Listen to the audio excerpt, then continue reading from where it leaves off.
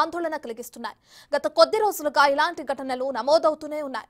నిర్భయ, దిశ ఘటనల్లో నిందితులకు కఠిన శిక్షలు పడినప్పటికీ కొంతమంది మృగాలలో ఎలాంటి మార్పు రావటం లేదు. తాజాగా రాష్ట్రంలో 2 వేర్వేరు చోట్ల జరిగిన మరో 2 దారుణాలు బాధితుల ఫిర్యాదులతో వెలుగు చూశాయి.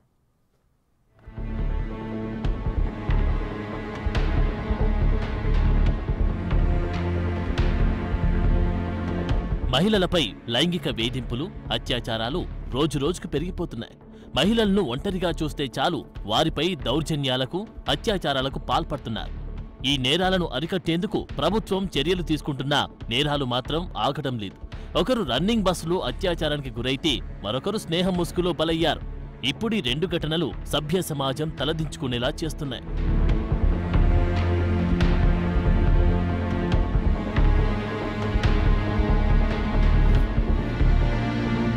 కదులుతున్న బస్సులో మహిళపై డ్రైవర్ అత్యాచారానికి పాల్పడ్డాడు. నిర్మల్ జిల్లా నుంచి ప్రకాశం వెళ్తున్న మహిళపై అఘాయిత్యం జరిగింది. హరికృష్ణ ట్రావెల్ నిర్మల్ నుంచి ప్రకాశం వెళ్తుండగా ఓ మహిళ బస్సులో ఎక్కింది. అయితే అందులో 2 డ్రైవర్లు మాత్రమే ఉన్నారు. ఎవరూ లేకపోవడంతో ఆ మహిళ ఇది ప్రకాశం వెళ్తుందా అని ప్రశ్నించింది. ప్రకాశం వెళ్తుందని డ్రైవర్ తెలపడంతో సీటులో కూర్చుంది. అయితే బస్సులో ఎవరూ లేకపోవడంతో ఆమెను పట్టుకొని నోట్లో గుడ్డను కుక్కి ఆమె నోరు మూసేశారు. ఎవరికీ అనుమానం రాకుండా ఒకరు బస్సును డ్రైవింగ్ చేస్తుండగా మరొకరు ఆమెపై అత్యాచారం చేశాడు. కదులుతున్న ట్రావెల్స్ బస్సులో ప్రయాణికురాలిపై డ్రైవర్ ఈ దారుణానికి ఒడిగట్టాడు.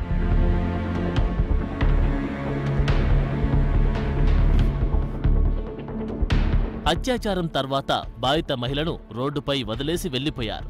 వెంటనే మహిళ డయల్ 100కి సమాచారం ఇచ్చింది. బస్సు మేడ్చల్ సమీపంలో ఉండగా సమాచారం ఇవ్వగా అప్రమత్తమైన పోలీసులు బస్సును చేశారు.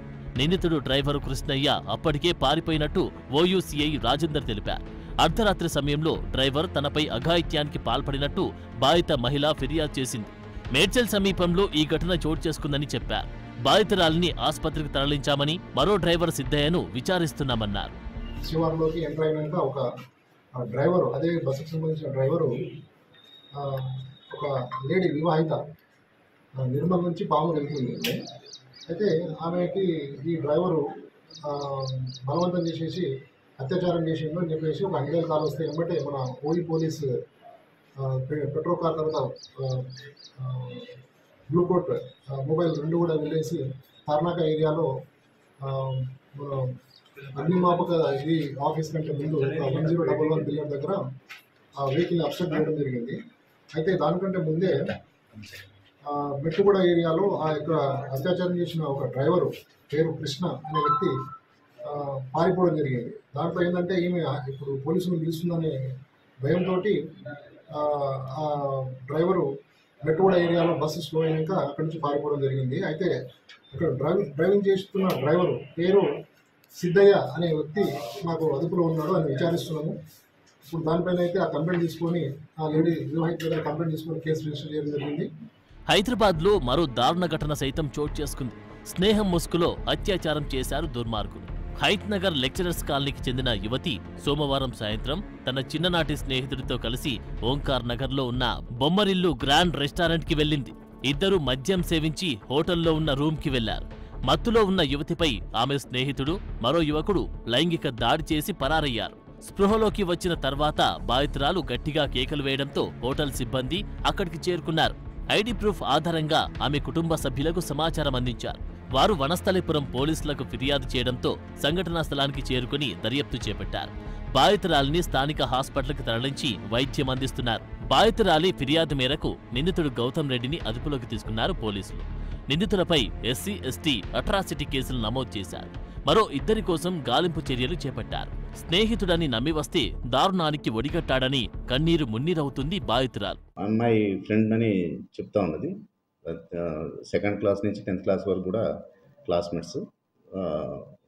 కామన్గా ఎప్పుడు కూడా మేము ఫోన్లో మాట్లాడుకోవటం కానీ కలిసి ఉండటం అనేది వాళ్ళకు ఉన్నది. తెలిసిన వ్యక్తులే, ఇద్దరు కూడా పార్టీ అనే సందర్భంగా వచ్చి ఈ మధ్యమత్తులో ఇట్లా వాళ్ళు జరిగినది తీసుకుంటాము. ఇతనైతే గౌతమ్ రెడ్డి అనే వ్యక్తి మాత్రం క్లాస్మేట్. కేసు నమోదు చేసి దర్యాప్తు చేస్తాం.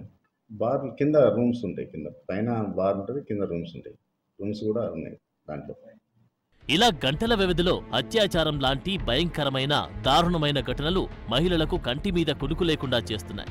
ఖాళీ ప్రదేశాలు, నిర్మానుష్యమైన ప్రాంతాలు, రోడ్లపై పోలీసులు మరింత ఫోకస్ పెట్టాలి అని కోరుతున్నారు మహిళలు.